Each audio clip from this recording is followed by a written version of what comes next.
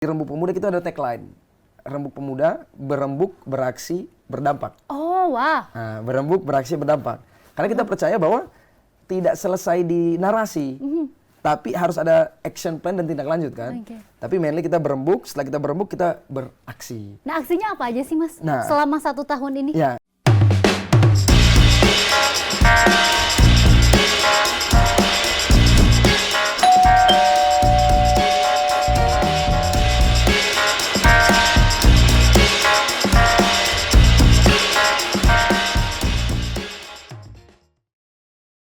Halo Tribuners, kembali lagi bersama saya Oktia Rani Berta dalam program Bertamu, Berbincang dengan Tamu. Seperti biasanya, di Bertamu kali ini kita akan hadirkan sosok inspiratif dan edukasi menarik. Hari ini kita akan ngobrol bareng dengan sosok pemuda yang memberikan inspirasi untuk generasi muda. Seperti apa sih sosoknya? Biar gak lama-lama lagi, langsung saja ada Aidil Afdan Panarang, founder dari Rembuk Pemuda. Halo.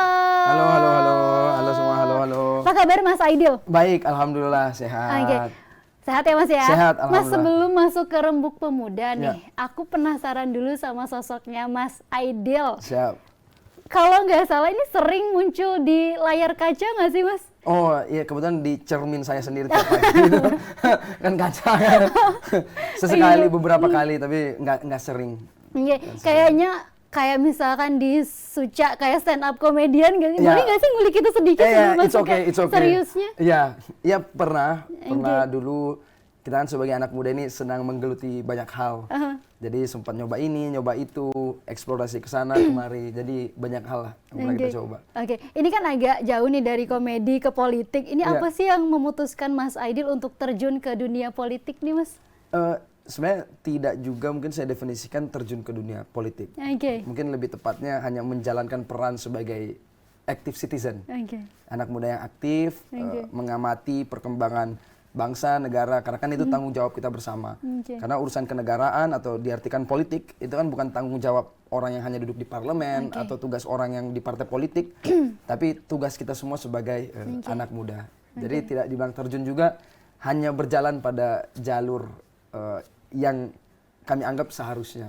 Oke, ngomongin pemuda berarti ini ada alasannya dibalik membuat dari Rembuk Pemuda ini. Anyway, Rembuk Pemuda itu apa sih Mas? Ya, Rembuk Pemuda sebenarnya kita cita-citakan menjadi sebuah gerakan gerbong besar anak muda Indonesia.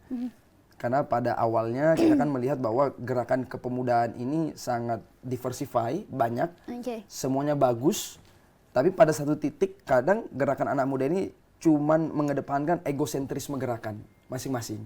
Jadi niat bergeraknya itu bukan semata-mata ingin betul-betul memberikan kontribusi, tapi hanya terus-menerus menampilkan warna dan kepentingan gerakan masing-masing.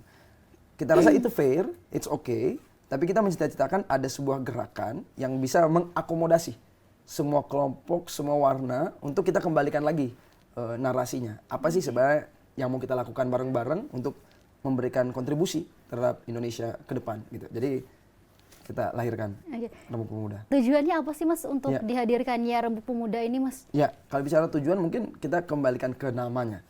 Namanya kan 2 kata, Rembuk Pemuda. Nah, jadi istilah kata rembuk ini kan sebenarnya adalah akar kultur bangsa Indonesia kan bermusyawarah. Betul. Atau kita katakan di sini berembuk gitu. Jadi kita lihat bahwa untuk membangun bangsa ini nggak bisa dari satu perspektif saja, satu kelompok orang saja, gitu. Jadi harus ada wadah di mana kita bisa saling bertukar pikiran bareng. Nah, makanya kita namakan rembuk. Nah, karena literally semua orang dari latar belakang apapun bisa bareng. Nah, keyword yang kedua adalah pemuda. Nah, kenapa pemuda? Karena kita rasa bahwa kelompok anak muda ini satu memang mayoritas penduduk Indonesia, hari ini Gen Z milenial 52%. Kemudian dari berbagai catatan sejarah, baik di Indonesia maupun di dunia, perubahan itu umumnya datang dari anak-anak muda. Karena kita kan bahasanya itu kayak nothing tulus, gitu kan, masih muda, masih semangat, masih memiliki idealisme yang sangat besar untuk bergerak, gitu kan. Belum ada ekornya, mungkin biasa ada bahasa bercandaannya kan, belum ada tanggungan lah kasar-kasarnya. Nah, jadi kalau kita percaya kalau anak muda ini gerak bareng, ini akan menjadi katalisator perubahan yang sangat besar. Nah, makanya kembali ke tadi, kenapa namanya Rembuk Pemuda, gitu. Karena kita mau ini adalah platform terbuka untuk semua orang dan bisa berembuk bareng, membawa potensi bareng, pemikiran bareng untuk sama-sama ini kita bicara apa sih sebenarnya yang harus anak muda lakukan untuk mewujudkan Indonesia Emas 2045. Oh, oke. Berarti nggak semuanya atau total ini politik ya, Mas ya, karena enggak. Campur-campur gitu ya, Iya, Mas ya. Oh, iya. oke. Justru berangkat dari situ awalnya. Karena kita lihat organisasi pemuda existing, sekali lagi semuanya bagus, namun memang banyak fokus orientasinya itu kan hanya ke politik. Atau main channelnya ke politik. Nah, kita percaya bahwa anak muda, jangan anak muda, manusia pada dasarnya kan punya ketertarikan, punya semangat, punya hobi, katakanlah yang beda-beda kan. Ada mungkin yang aspirasinya mau masuk ke dunia politik, tapi kan nggak semua. Ada juga yang mau jadi pengusaha, ada juga mungkin yang mau jadi profesional, ada yang mau jadi jurnalis, ada yang mungkin mau jadi petani atau nelayan, dan semua sama terhormatnya. Nah, makanya di Rembuk Pemuda ini kita ingin semua yang masuk terlibat aktif bisa nanti kita distribusikan atau kita bukakan peluang untuk ke semua ruang aktualisasi tadi. Jadi tidak sebatas Rembuk Pemuda ini akan membentuk kalian jadi politisi-politisi, enggak, semuanya. Kita akan coba akomodasi. Nah, untuk yang bisa gabung ke Rembuk Pemuda ini, apakah memang ada usia tertentu kah? Apakah tadi Gen Z dan milenial saja atau seperti apa, Mas? Ya, untuk saat ini, karena kebetulan lagi sementara kita rampungkan, tapi gambaran kita hari ini yang kita definisikan bisa diikut Rembuk Pemuda itu di bawah 40 tahun. Di bawah 40 tahun? Ya, di bawah 40 tahun, kita masih definisikan itu anak muda menurut terjemahan kami, sehingga siapapun bisa ikut. Minimal itu ada nggak sih? Kenapa? Minimal apakah 17 tahun kah? Atau memang dia sudah terbuka ke pemikirannya di luar usia atau bagaimana tuh, Mas? Sejujurnya kita belum pernah mendefinisikan batas minimal. Karena gerakan Rembuk Pemuda ini tidak katakanlah kampus sentris atau hanya mahasiswa. Justru dalam beberapa kegiatan kita libatkan juga anak-anak OSIS. Oh, anak-anak OSIS dari forum OSIS, dari OSIS-OSIS sekolah. Jadi tidak hanya anak muda yang agak sudah dewasa, tapi yang duduk di bangku sekolah pun itu terlibat juga di ekosistem Rembuk Pemuda. Nah, menariknya ini adalah tidak hanya mahasiswa saja, bahkan dari anak-anak juga, anak-anak OSIS misalkan dilibatkan juga di Rembuk Pemuda. Nah, dari mana saja, Mas, asalnya? Apakah dari Bogor saja atau Jabodetabek saja? Itu dari mana sih, Mas, anggotanya? Betul. Nah, jadi kalau kita Rembuk Pemuda hari ini sudah ada di 21 provinsi di seluruh Indonesia. Pertama kali kita deklarasikan itu di Jakarta, kebetulan 10 September 2023. Dan baru ya, berarti satu tahun? Satu tahun lebih lah, sedikit. Jadi kalau ibaratnya anak bayi ini baru belajar merangkak juga sebenarnya. Jadi with all due respect terhadap gerakan-gerakan yang sudah hadir lebih dulu, kita hormat ke semuanya. Karena kita rasa kerja-kerja kebaikan untuk bangsa ini kan nggak bisa ibaratnya hanya satu atau dua orang, harus dikeroyok bareng-bareng kan. Nah, jadi kita baru setahun dan dari deklarasi awal di Jakarta itu kita deklarasikan di Kalibata, di depan Taman Makam Pahlawan Kalibata. Nah, dari situ ya sudah sekarang berekspansi dan sudah ada jaringan di 21 provinsi. Sebenarnya di 38 provinsi kita sudah ada jaringan, tapi dalam artian untuk formil deklarasinya belum kesampaian aja. Menarik ya, berarti ini memang nasional Tribuners ya, nggak cuma Jabodetabek aja. Betul. Nah, untuk kegiatannya ini Rembuk Pemuda ngapain aja sih, Mas? Apakah hanya jalan-jalan aja, nongkrong-nongkrong aja tuh ngapain sih, Mas? Itu menarik karena hobi saya nongkrong dan jalan-jalan. Kayak gitu. Nah, jadi kalau kegiatan kita satu pasti kembali lagi esensi nama gerakan kita itu kan Rembuk Pemuda. Jadi kita paling banyak itu ngajakin anak muda berembuk. Bertukar pandangan, gagasan dalam hal konteks kekinian, apa problem yang lagi dihadapi, apa isu yang lagi lagi hot, yang kayaknya perlu didiskusikan bersama. Nah, namun memang di Rembuk Pemuda kita ada tagline. Rembuk Pemuda, berembuk, beraksi, berdampak. Oh, wah. Nah, berembuk, beraksi, berdampak. Karena kita percaya bahwa tidak selesai di narasi. Tapi harus ada action plan dan tindak lanjut kan. Tapi mainly kita berembuk, setelah kita berembuk kita beraksi. Nah, aksinya apa aja sih, Mas? Nah, selama 1 tahun ini? Ya, nah kita spill yang terbaru mungkin. Nah, jadi kebetulan kami baru pulang dari Desa Dadahup, Kabupaten Kapuas, Kalimantan Tengah. Nah, kita berangkat ke sana, kita ada kolaborasi dengan Kementerian Pertanian untuk mendorong petani-petani milenial. Nah, jadi kan satu hal kita lihat bahwa tantangan anak muda ini kan lapangan kerja. Betul. Gitu kan, untuk mendorong produktivitas mereka. Karena kita mengalami yang namanya bonus demografi.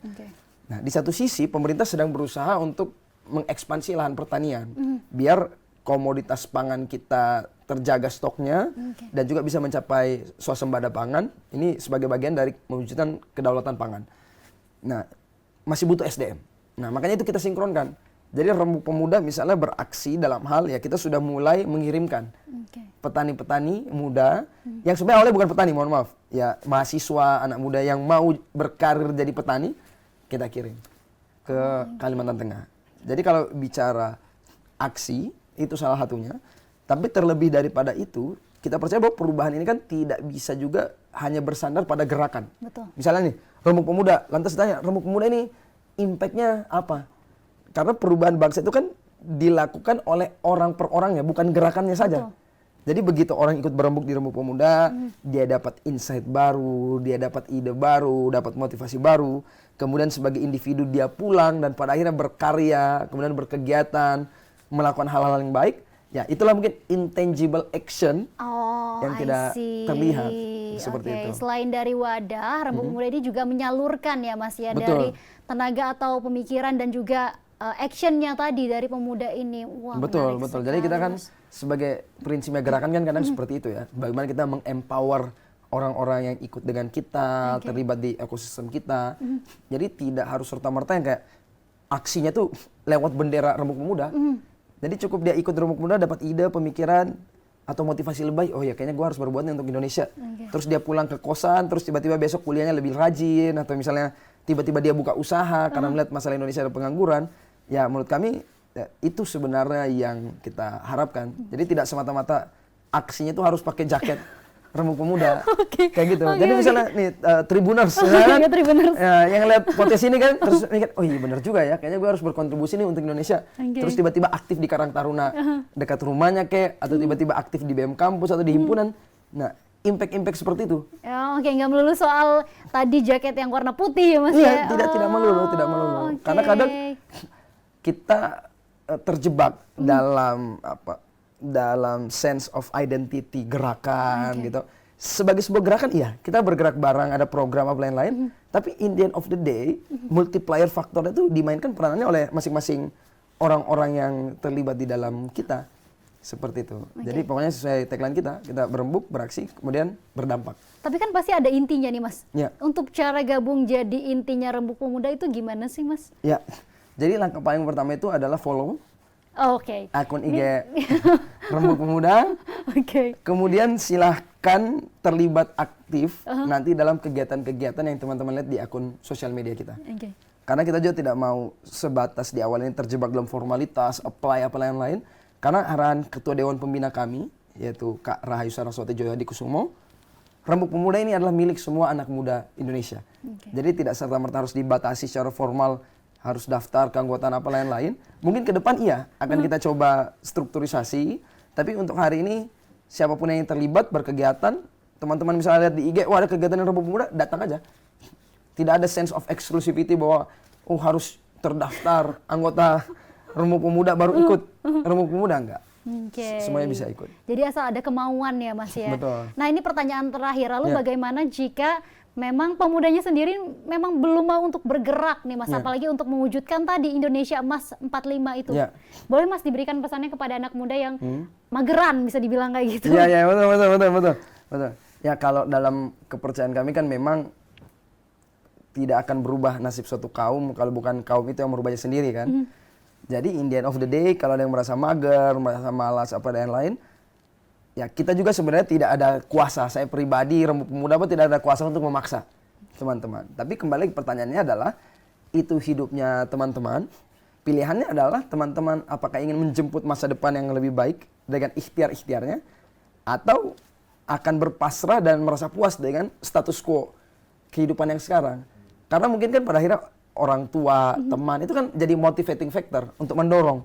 Tapi in the end of the day kalau teman-teman bilang, udahlah, bodo amat, ya itu kan hidup teman-teman juga gitu kan. Teman-teman malas, insya Allah bukan saya yang susah. Gitu kan. Betul. Saya yang semangat untuk terus bekerja, ya yang dapat kan bukan teman-teman juga. Gitu. Jadi ini kita kembalikan, hidup kita masing-masing ini, apa yang kita lakukan itu akan ada konsekuensinya. Tapi kalau yang kami pahami, hidup itu cuman satu kali, ya harus dilakukan dengan menebar kebermanfaatan sebesar-besarnya. Jadi sekali lagi buat anak-anak muda yang di rumah, ya hidup ini hidup kalian, atur-atur kalian deh. Gitu. Kalian mau semangat, bagus, ada potensi masa depan yang lebih baik. Kalian mau malas-malasan, silahkan. Tapi ya konsekuensinya ada juga. Makanya waktu kita Rembuk Nasional Pemuda Indonesia kemarin di Jakarta Theater, sekaligus memperingati 1 tahun Rembuk Pemuda, itu ada pesan yang sangat berkesan tuh dari Pak Menteri Pertanian, Amran Sulaiman.